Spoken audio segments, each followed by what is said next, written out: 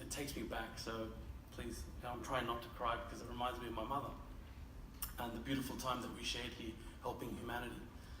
And it's quite symbolic as well because, 33 years ago, I arrived in Australia, and I came to Australia from Afghanistan, and I fled persecution for being my parents, at the time I was quite young, for being someone who practiced the Islamic faith. And then when we came to Australia, September 25th, I didn't think at that age that one day I'm going to stand in front of a group of people talking about inner peace. Because at the time, I wouldn't have known what inner peace meant. But then coming to Australia, living in the North Shore, grew up, went to Chatswood Public, went to Chatswood High. I got to see a different side of Australia. Growing up, I saw many different aspects, but one thing that I saw common, not only to the Islamic faith, but also to the Australian way of life and the Australian tradition, is that we live together in harmony, we accept each other and diversity. And the more and more I look into well-being from a positive psychology perspective, the more and more it actually draws me to an Islamic perspective. In that the creator of the heavens and the earth and the creator of this world tells us that you cannot find inner peace unless you remember what is your purpose, why you were created. So if we are trying to achieve world peace, it needs to start with inner peace. And I think the theme is amazing. As an educator, I think about that a lot.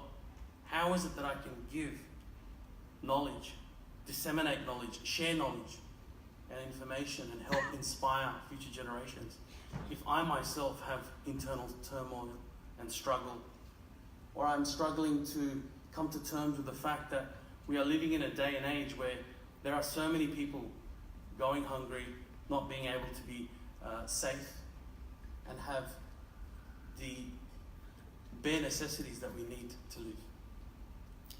So when Patricia asked me to come and speak, I was actually in a very good place. Like, do I stand there and only speak about Islam, or can I share a little bit about my past?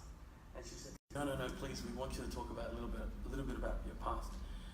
So I'm not going to go into too much because obviously we've only got a couple of minutes, but I do want to share with you the fact that Australia has been a place that I've called home ever since I came here. And it's been a place that's allowed me to find inner peace. It's allowed me to practice my faith. It's allowed me to practice my way of life, because I don't, and a lot of Muslims don't call Islam a religion. Islam is a way of life. And to be able to practice that way of life with inner peace, it allows me to contribute back to the community that has given me a place to stay and a home. And I would like to acknowledge our auntie who came up and welcomed us to country, because the fact that people like them and the generations before them allowed us to be here in Australia. So I'd like to thank and acknowledge the Aboriginal people of this land. One thing that I'm currently doing as a part of my research is I'm looking at the well-being of teachers, and I'm also looking at the well-being of students.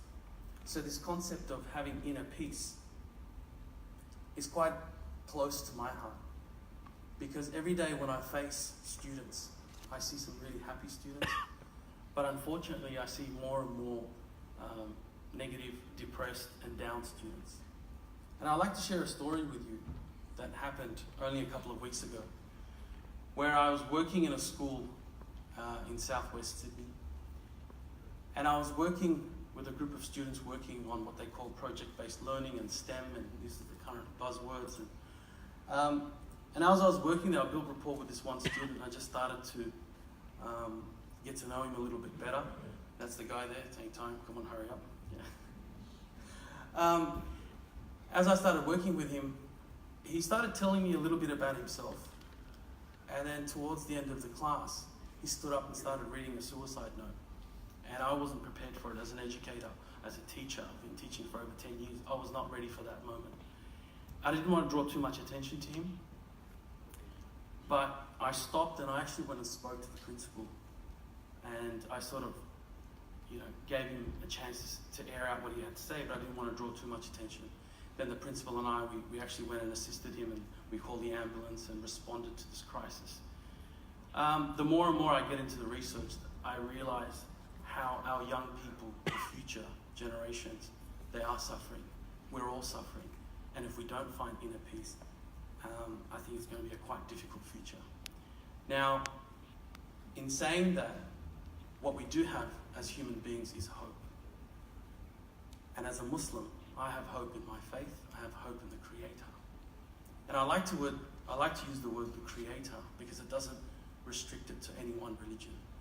So if you are a Muslim in the crowd, you know what I'm talking about. And if you are someone who's devout to a religion or a way of life, then you know what I'm talking about as well. So I hope that we can have more dialogue like this, more conferences and more meetings where we can discuss our differences and work together in achieving these United Nations goals of sustainability. Thank you very much.